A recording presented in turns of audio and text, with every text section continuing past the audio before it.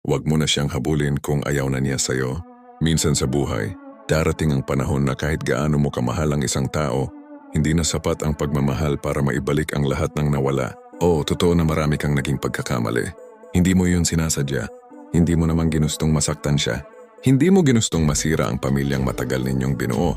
Pero ang katotohanan, ang bawat pagkakamali ay may epekto. Kahit mabuti pa ang intention mo, mahal na mahal mo siya. Hindi iyon maitatanggi. Ilang beses kang nagising ng madaling araw para magluto ng pagkain niya para hindi siya malate sa trabaho. Ginawa mo ang lahat ng kaya mong gawin para ipakita ang pagmamahal mo sa paraang alam mo. Pero minsan, hindi lang pagmamahal ang kailangan din ng tiwala, pag-iingat, at pagiging responsable sa mga bagay na mahalaga sa isang relasyon.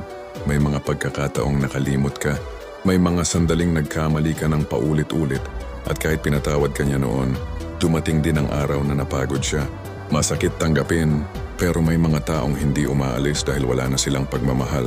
Umaalis sila dahil ubos na ang lakas nilang umasa na magbabago pa ang sitwasyon. Kung dumating ka sa puntong sinabi niyang ayaw na niya, huwag mo muna siyang habulin. Hindi dahil wala ka ng karapatang mahalin siya, kundi dahil minsan ang pinakamalaking pagmamahal ay ang paggalang sa desisyon ng taong mahal mo. Hayaan mong humupa muna ang lahat. Hayaan mong gumaan muna ang bigat na nararamdaman niya. At habang ginagawa mo iyon, gamitin mo ang panahong ito para baguhin ang sarili mo. Huwag kang magbago dahil gusto mo lang siyang maibalik. Magbago ka dahil gusto mong maging mas mabuting tao. Patunayan mo sa sarili mo na kaya mong itama ang mga pagkakamaling dati mong inuulit. Hindi sa pamamagitan ng magagandang salita, kundi sa pamamagitan ng tunay na pagbabago. Dahil ang salita ay madaling sabihin, pero ang pagbabago ay nakikita sa gawa.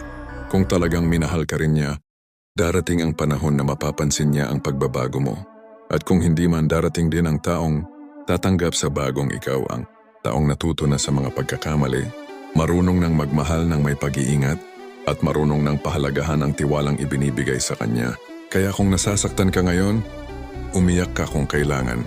Pero pagkatapos mong umiyak, bumangon ka, harapin mo ang buhay, at tandaan mo ito, hindi sinusukat ang tunay na pagmamahal sa dami ng salitang mahal kita, sinusukat ito sa kakayahang matuto, magbago at maging mas mabuting tao. Kung ayaw na niya sa'yo, huwag mo muna siyang habulin. Hayaan mong ang pagbabago mo ang magsalita, dahil kung may babalik man sa tamang panahon, hindi iyon dahil pinilit mo. Babalik yon dahil nakita niyang hindi ka na katulad ng dati.